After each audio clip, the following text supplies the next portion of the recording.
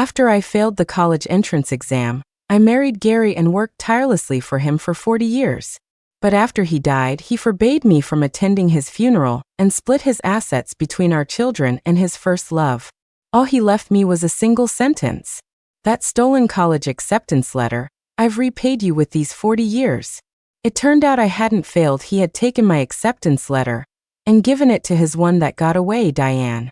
I caused a scene at the funeral, railing against the injustices of the past 40 years, only to be met with disgust from my own children. Dad and Aunt Diane were soulmates. You're the one who got in the way and ruined their happiness. If you keep making trouble, don't blame us for leaving you in the countryside to fend for yourself. I was so angry I could have died. When I opened my eyes again, I was back in the year of my college entrance exam. The acceptance letter was still on its way, and my life was just beginning. Sue, we're about to get married. What are you still fussing about? The familiar scolding voice snapped me out of my daze. I had somehow gone back 40 years. I hadn't married Gary yet, and he hadn't stolen my acceptance letter. There was still time to change everything. Gary, standing in front of me, was still rambling on. It's just a bowl of meat. Are you going to die if you don't have this one bite? I already told you. I just think of Jenny as a little sister. Do you have to think such dirty thoughts about us? If you keep this up, I don't think we need to get married at all. I suppressed my excitement and said coldly, then let's not get married. Those few words left Gary stunned. Sue, what are you saying? I said, then let's not get married. I snatched the bowl of meat from Gary's hand, fighting back the urge to kill him. You spineless loser, taking your fiancé's meat to give to someone else. I wouldn't marry you if you were the last man on earth. Seeing I was about to leave, Gary grabbed me, furious. Sue, what do you mean? If you don't marry me, who are you going to marry? You're so stupid. Do you really think you're like Jenny, smart enough to get into college? I'm telling you, know your place. Otherwise, even if you beg me to marry you later, I won't want you. Smack. I slapped Gary hard across the face, glaring at him. Gary, let me tell you, Sue Miller doesn't want a man like you who messes around with other women. Before Gary could react, I stormed off with the bowl of meat. The stinging pain in my palm was a constant reminder that this was all real. I was really reborn. In my past life, Grandpa, grateful that Gary's grandpa had saved his life, made a dying wish. If I didn't get into college, my parents had to agree to let me marry Gary. I remembered my parents' hopes, studied day and night, only to hear that I'd failed the college entrance exam. Devastated, I numbly married Gary. For 40 long years, I took care of Gary's ailing mother, helped raise his younger siblings, and managed all the household affairs, big and small. I thought my sacrifices were worthwhile. Until Gary died and forbade me from his funeral, even giving his assets to our children, and that woman he'd been entangled with for half his life. He claimed marrying me was just out of guilt for taking my acceptance letter back then. Even on his deathbed, he said he owed me nothing. I should have gone to college, had my own career, a whole new life. But he ruined my entire life, made me toil for 40 years until I was gravely ill. And yet he said I was the one living a comfortable life. Thinking about all this, I wanted to grind every bone in Gary's body to dust. I rushed to the village post office and asked if the acceptance letter had arrived. Mr. Wong fanned himself and waved his hand. Why is everyone asking me? An acceptance letter is such big news. If it arrived, I'd naturally tell you all. Sue, just wait. Everyone.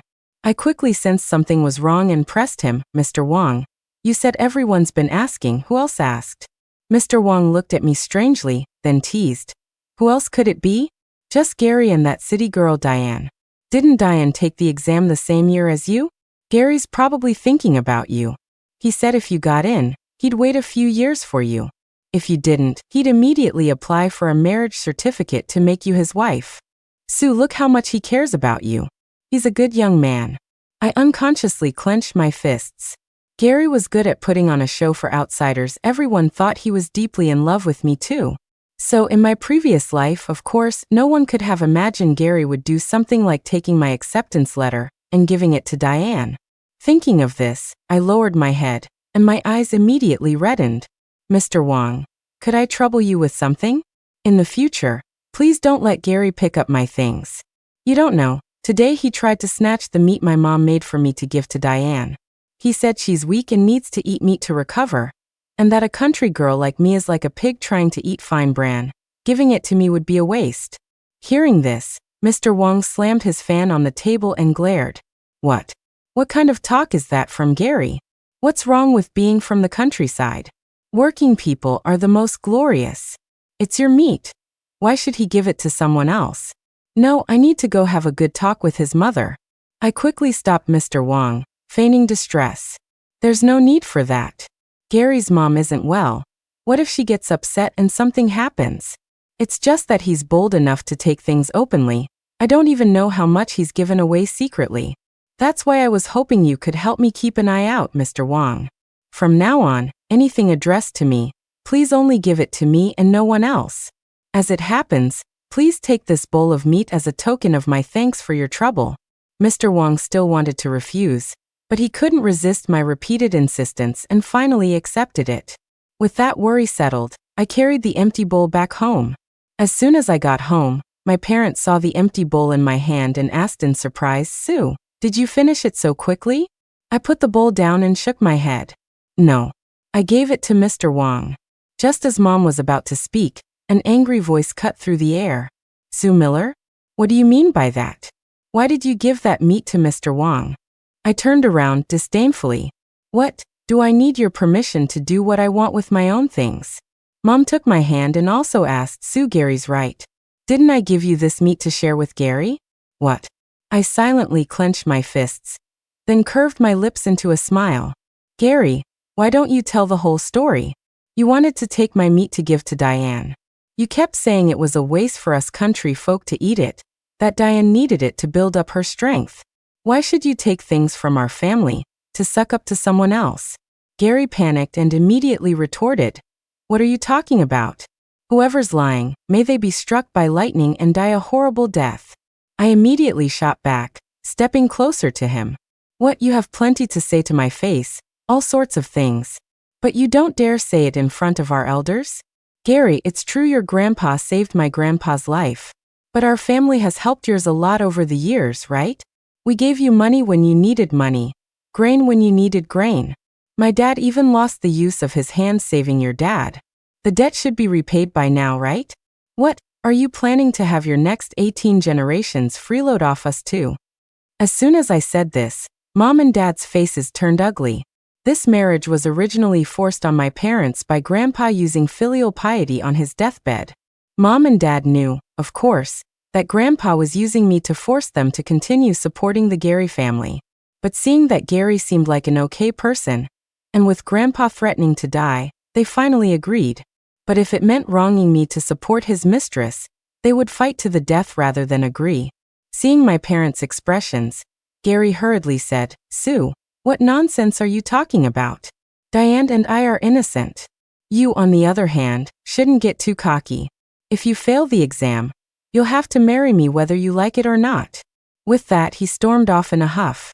Being cursed by Gary like that, Dad's face naturally wasn't looking too good.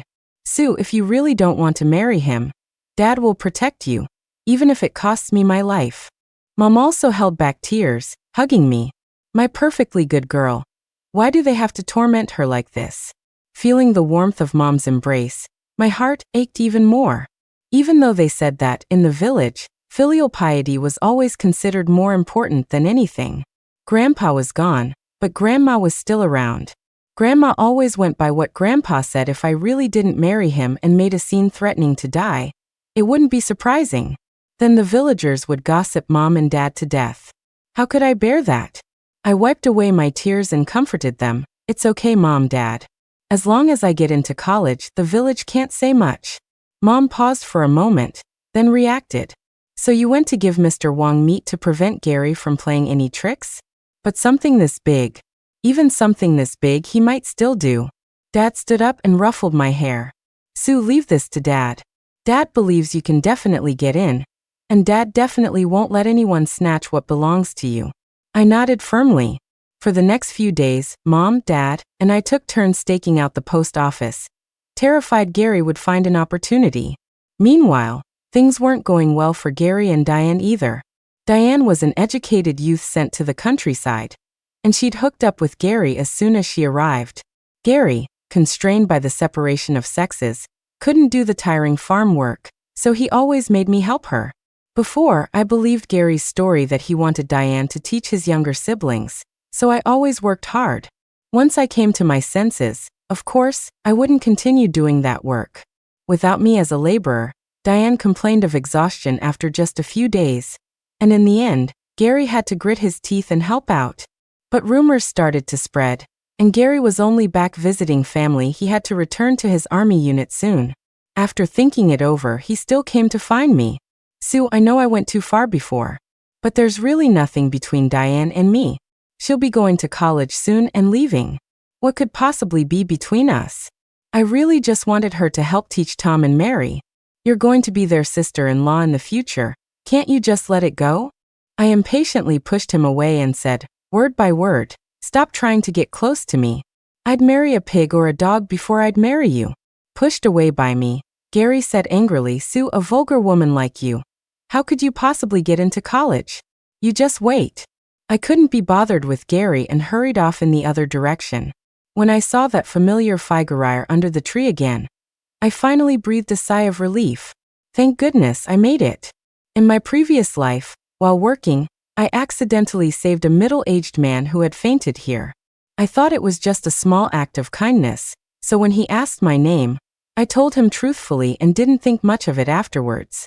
Only later did I find out that this man was Sam Song, someone with significant influence in the military. After Gary found out I had saved him, he used this favor to get promotions, eventually climbing all the way to a leadership position.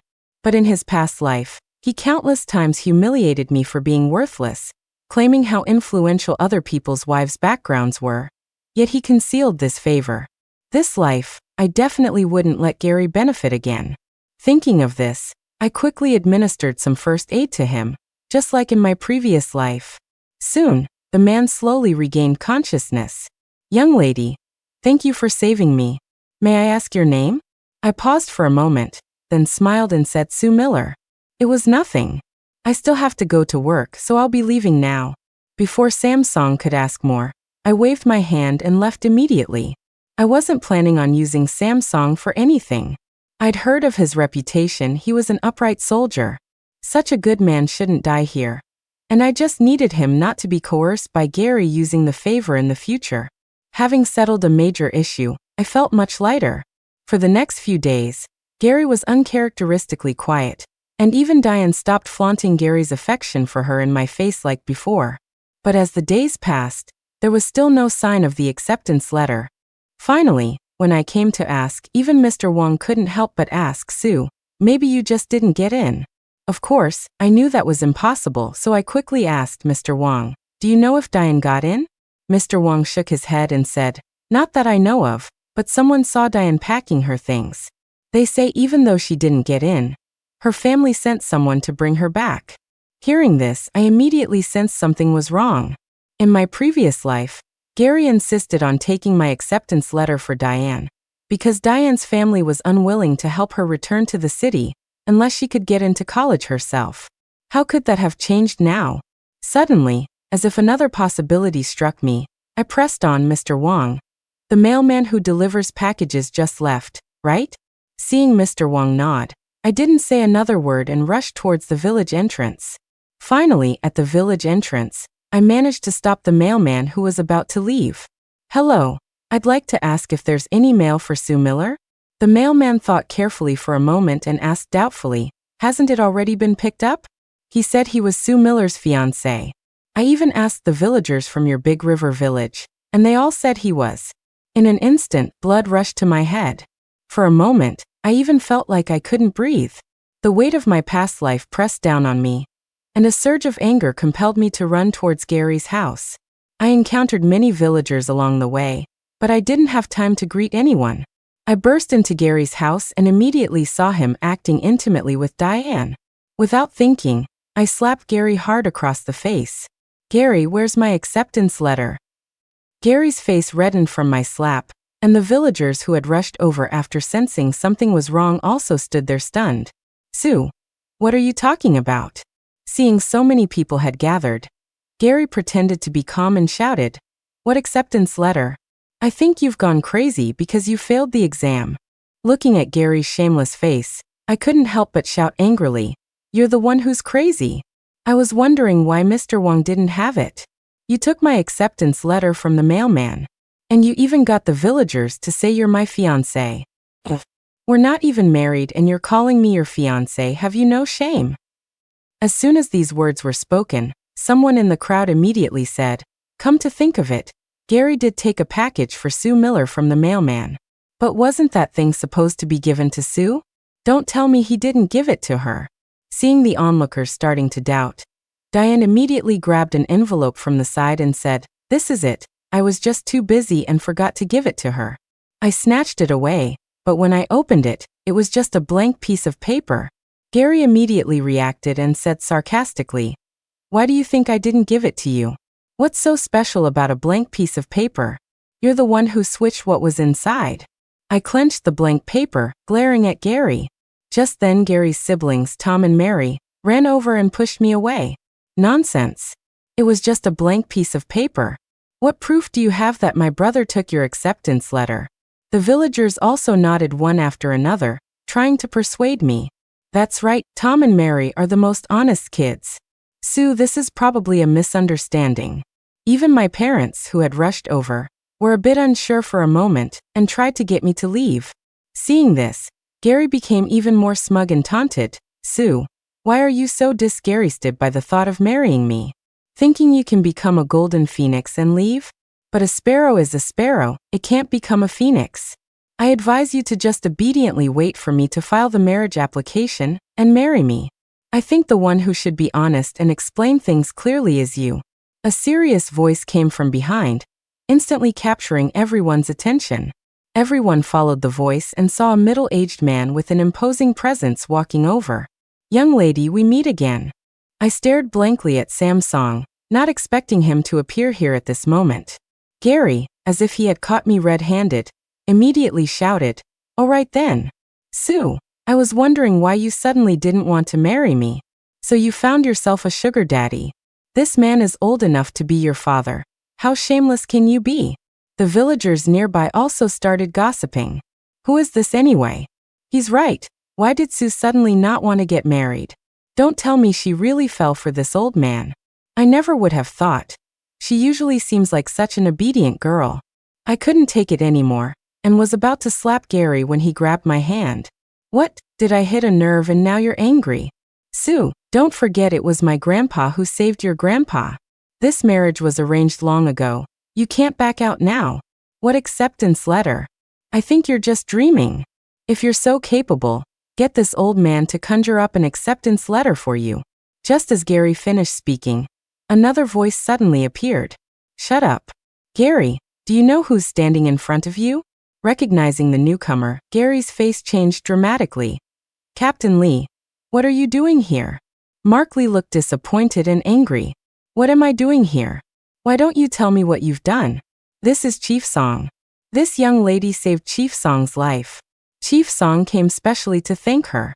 And what did you do as soon as Chief Song arrived? You opened your mouth and slandered her. You've completely disgraced our 17th company." Gary's face instantly turned pale, and his expression towards Samsung became timid. "Chief Song, I'm sorry. I didn't know it was you." Before Gary could finish, Samsung waved his hand coldly. Without giving him a chance to explain further, he turned to me and spoke gently. "Young lady, are you sure he took your acceptance letter?" I nodded affirmatively. Yes, it was him. Given his constant entanglement with Diane these days, I reasonably suspect that the acceptance letter he took was given to her. Hearing this, Diane immediately panicked. "Sue, what are you talking about? I earned my acceptance letter through my own abilities. How did it become yours? Don't tell me you're planning to use the chief's presence to forcibly snatch it away." "Diane." Gary immediately reprimanded. "What nonsense are you talking about? Chief Song is not that kind of person." He looked at me, his eyes pleading. "Sue, Diane isn't lying to you. That acceptance letter really is hers. I know you don't want to marry me, but you can't lie like this." "Gary, stop trying to frame me."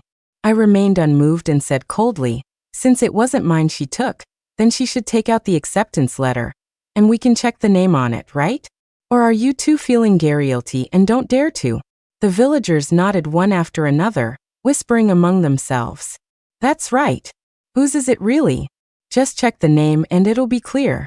Besides, I heard from Mr. Wong that Gary's boy often secretly takes Sue's things to give to Diane to curry favor. Currying favor is one thing, but directly stopping the mailman to snatch someone's acceptance letter, that's a different matter entirely. I think there's definitely something fishy going on here.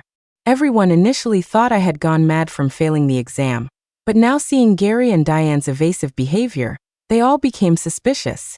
Markley urged them on. Gary, this young lady is right. Just take it out and check the name, then you'll know, won't you? As everyone pressed them, Diane stuck her neck out and said directly, that acceptance letter isn't here with me. My face darkened, and I immediately asked, what do you mean? How could it not be with you? Diane's eyes darted around, and she said, this isn't my house. Why would I keep my acceptance letter here? Naturally, I had it sent to my home address.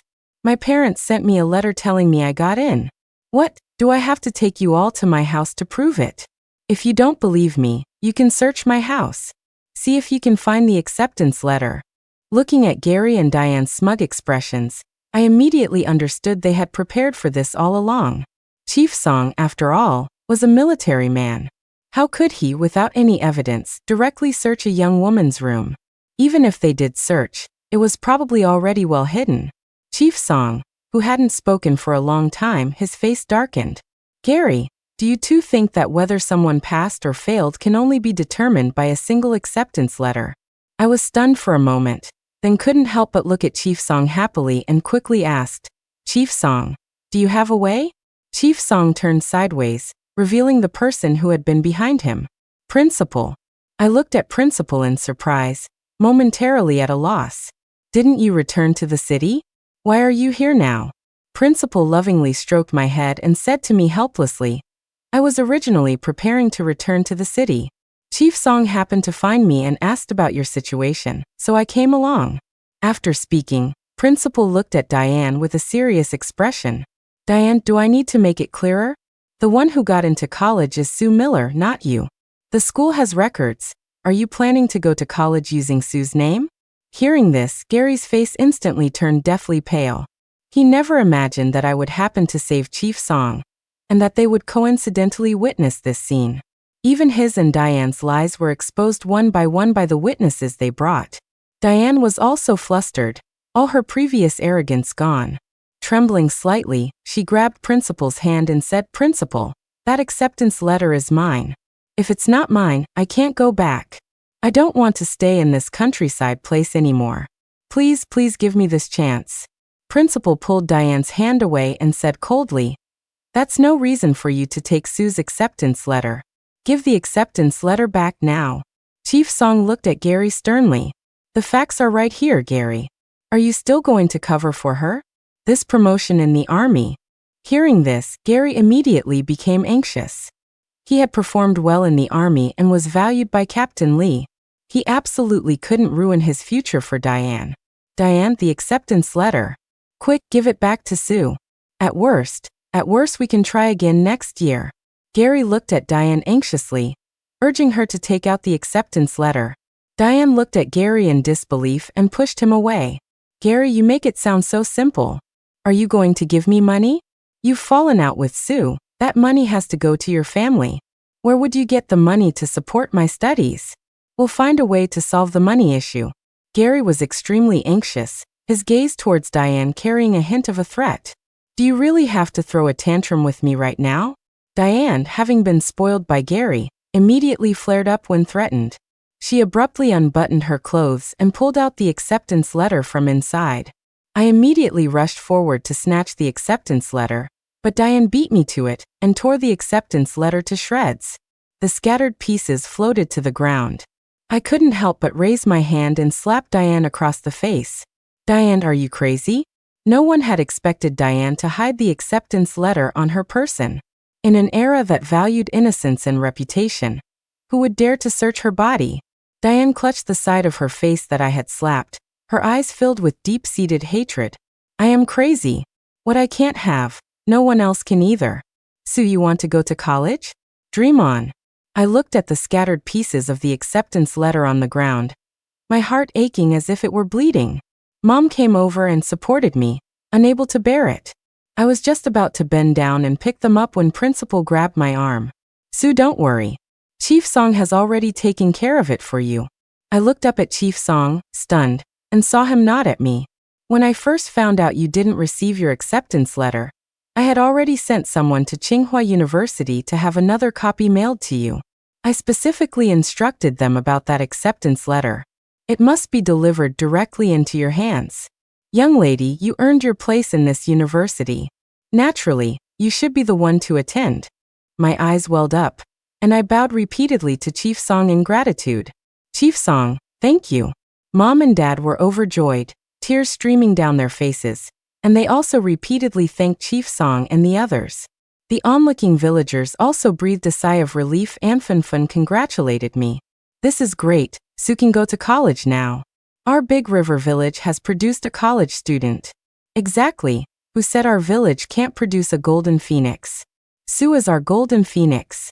In stark contrast to this enthusiastic atmosphere, Gary and Diane's faces could only be described as extremely ugly. After all the trouble, not only did they fail to take my college spot, but their futures and reputations were also completely ruined. Everyone tacitly ignored them, and Mom and Dad insisted on inviting Chief Song and the others to their home for dinner. Unable to refuse Mom and Dad's kindness, Chief Song and the others agreed. The group quickly left, leaving behind Gary and his companions with gloomy faces. Back home, Mom and Dad specially bought meat and took out their treasured wine, insisting on having a few drinks with Chief Song and the others. After a hearty meal and drinks, Dad looked at me and said, my daughter, she's finally made it through. Chief Song, you don't know, ever since she was little, she's been about doing great things and contributing to the country. You know, if it were just a matter of taking the exam year after year, I could afford to support her. But because of that marriage agreement, she only had this one chance. Dad said, wiping away tears as he spoke. I looked at Dad helplessly and comforted him. Dad, what's the point of saying all this?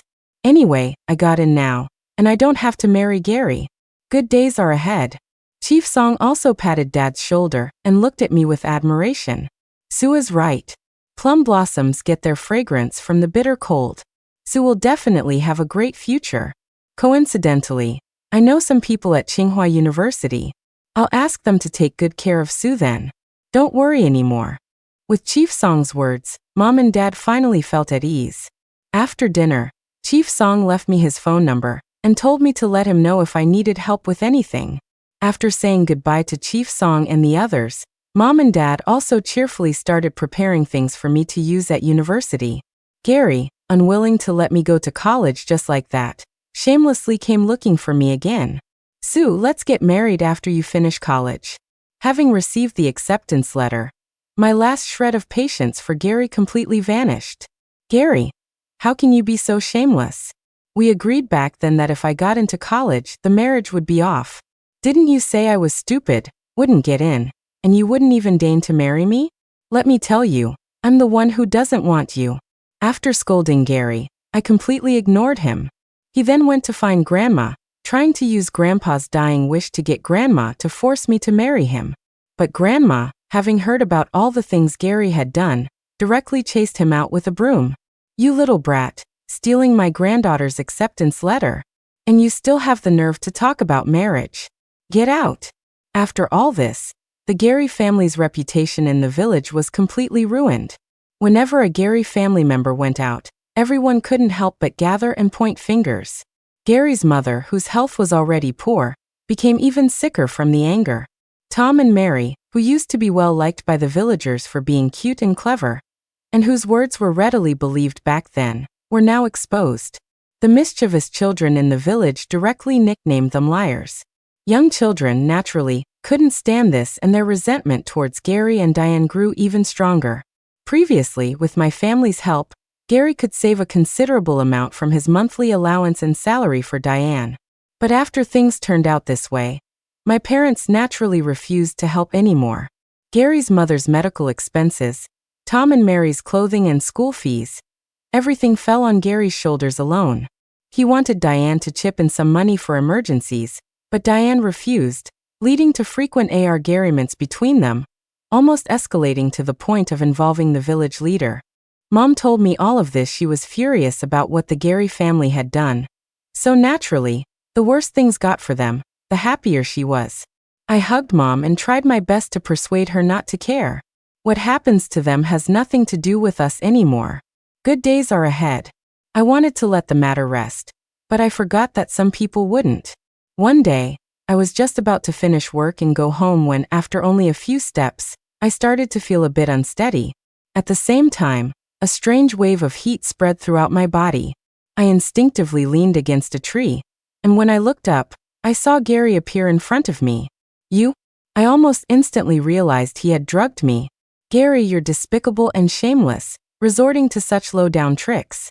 Gary looked at me with utter resentment, his voice filled with hatred. Sue, if you have to blame someone, blame yourself for not being obedient.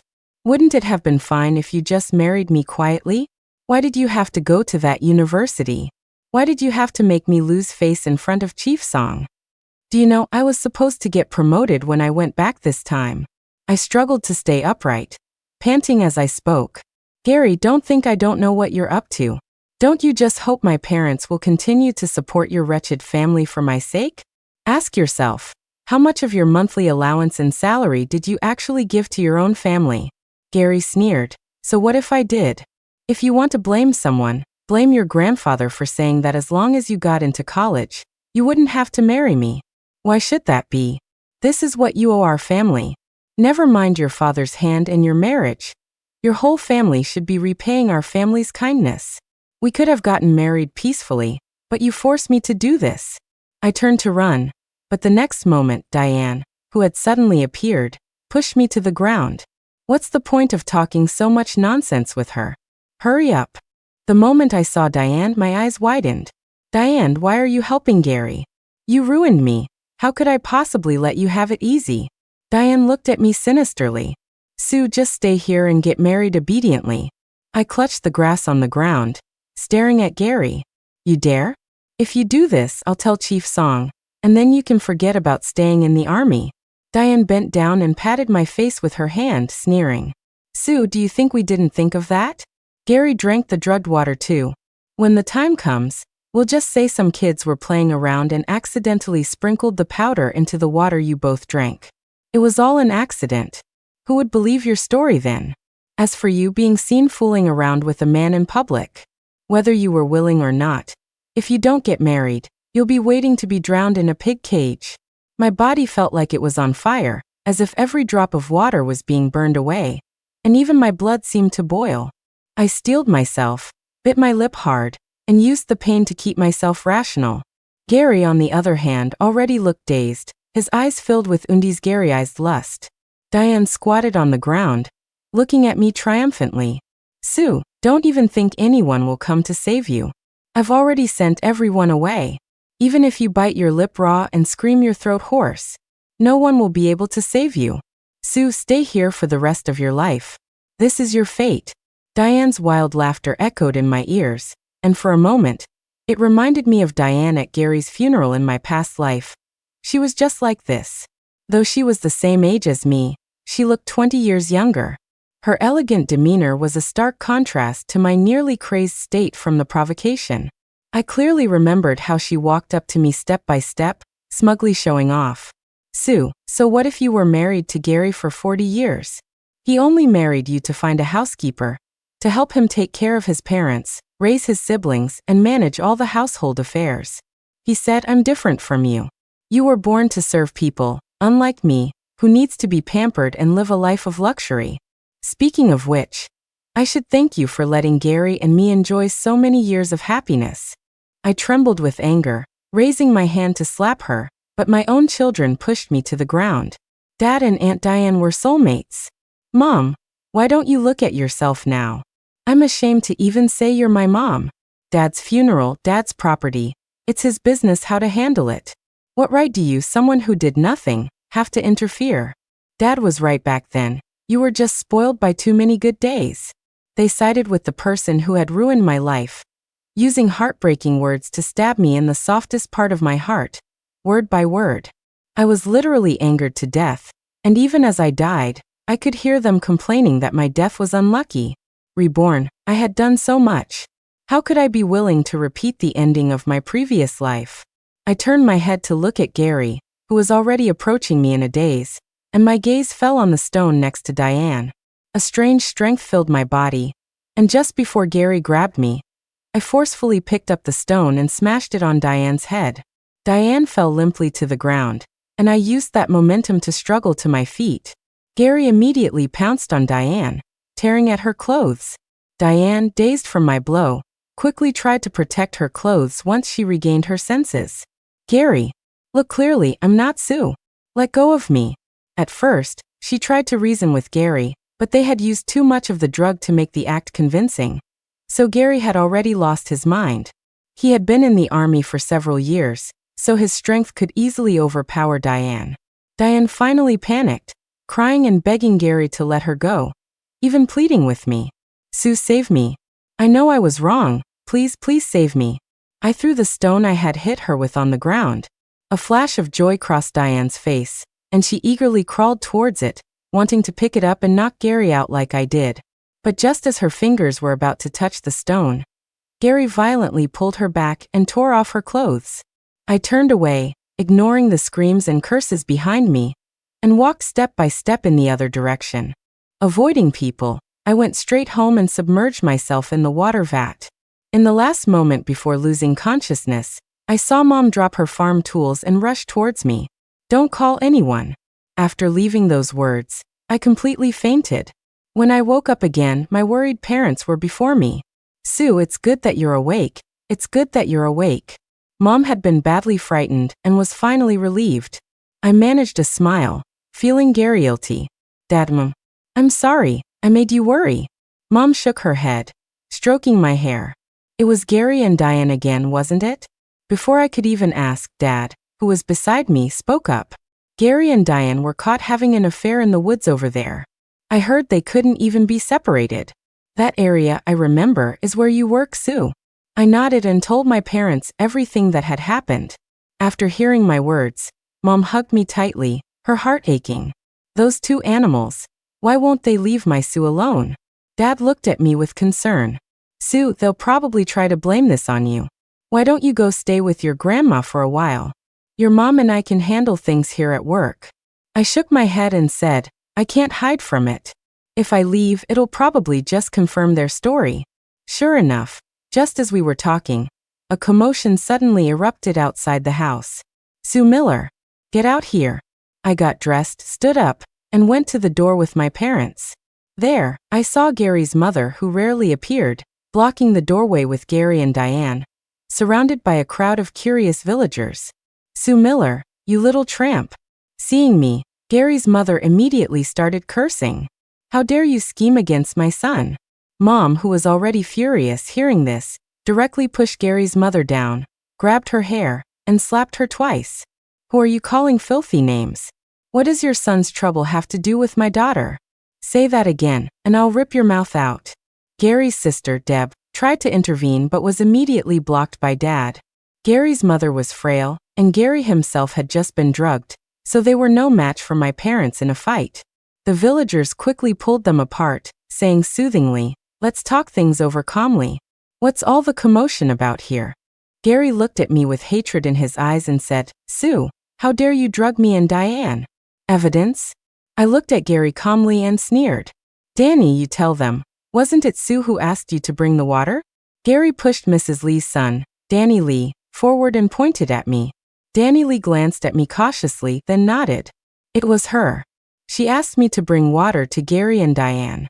As soon as these words were spoken, there was an uproar. Facing numerous doubtful and contemptuous gazes, I sneered. Danny, you said I asked you to drug them. Then tell me where, and what did I give you to make you agree? Danny Lee stuck his neck out and immediately replied, at the little hill behind the mountain. You gave me a piece of candy and said it was just to quench Gary and Diane's thirst. I didn't know there was something harmful in it. I stared at Danny Lee and continued to press. What kind of candy? Show it to me. Gary said anxiously. The candy was eaten long ago.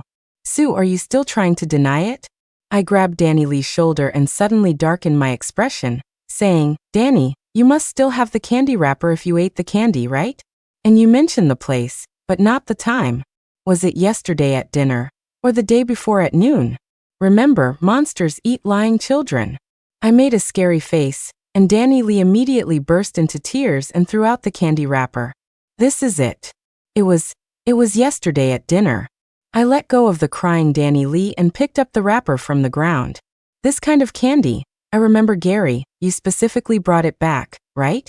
Back then, Tom and Mary were even showing off in the village, saying you only gave it to Diane and them. No one else got any. Besides, yesterday at dinner, I was helping Mrs. Lou move things.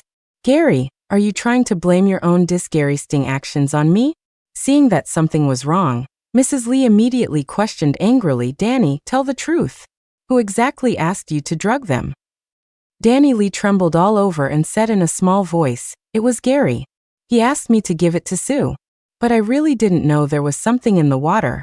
Gary said I was harming people, and if I didn't help him, he'd take me to the police. Now that the truth was out, Mrs. Lee immediately lunged at Gary and Diane. You two shameless people. You harm others and dare to drag our Danny into it. You really think I'm easygoing now, huh? Gary's mother tried to stop her but ended up getting her face scratched by Mrs. Lee instead.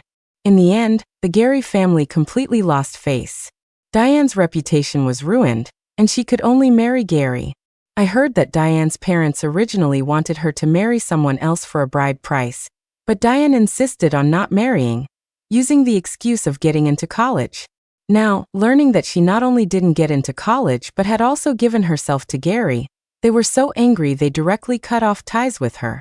Gary didn't want to take responsibility, so Diane threatened to report him, forcing Gary to apply for a marriage certificate. The wedding day was very unpleasant. Gary's mother wanted to put Diane in her place, but Diane wasn't one to swallow her pride, and they started Garying publicly. It's just that I didn't see any of this with my own eyes. On their wedding day, my parents saw me off on the train to college. Arriving at the university I had dreamed of for 2 lifetimes, I cherished every moment at school. I studied desperately, not giving up any opportunity to improve myself. Later, taking advantage of the economic reform and opening up, I invested in business and quickly earned my first pot of gold. My business grew bigger and bigger. I bought a house in the city and wanted to bring my family over to live with me. Grandma refused to come to the city with me, insisting on staying in the countryside, so I could only bring my parents to the city. By the time I returned to the village again, it was 10 years later for Grandma's funeral. It was also during this trip back to the village that I heard about Gary and their recent situation again. Gary's mother was in poor health, so all the housework fell on Diane. Diane, having been spoiled, refused to do any work after getting pregnant, and instead ordered Tom and Mary around. Once, while boiling water, the two of them didn't hold the pot steady, causing the entire pot of boiling water to spill. Tom's hand was broken, and Mary's face was badly scarred from the burns. When Gary found out, he had a huge fight with Diane and even hit her. Diane, who couldn't stand Gary's mother's snide remarks anymore and was provoked, directly sent a letter of complaint, getting Gary fired and sent back to the village. Gary, with his high ambitions, couldn't find any good work and Garyed constantly with Diane. Gary's mother died amidst their blaming each other. Tom left home without a word. And Mary, because of the scar on her face, could only marry a recently widowed butcher from the neighboring village and cut off all contact with them. Don't you think it would have been better if they had just behaved themselves back then? The neighbor auntie said to me, sighing. I heard he was diagnosed with cancer recently too. I smiled at the auntie. Who knows? After finishing Grandma's funeral arrangements and preparing to leave, Gary suddenly appeared and blocked my way. His hair was white, and he looked much older, but his eyes were filled with excitement. Sue, you've been reborn, right? I was wrong in our past life. This life, let's do it right. That tramp Diane, she's greedy and vain, she can't compare to you at all. The bodyguard beside me stopped Gary, and I covered my nose in disgust. Where did this lunatic come from? You stink, stay away from me. Gary froze on the spot. This was the last thing he had said to me in our previous life. He said that for 40 years, every time he got close to me, he could smell the stench of a country bumpkin, and was utterly disgusted by me. But it wasn't my stench, it was the rotten odor emanating from his own corrupt heart. I ignored Gary's angry shouts. It was good that he was reborn. Before he died of illness, let him fully experience the ending he deserved. The car started, the winter jasmine by the roadside was in full bloom, and my spring had just begun. The end.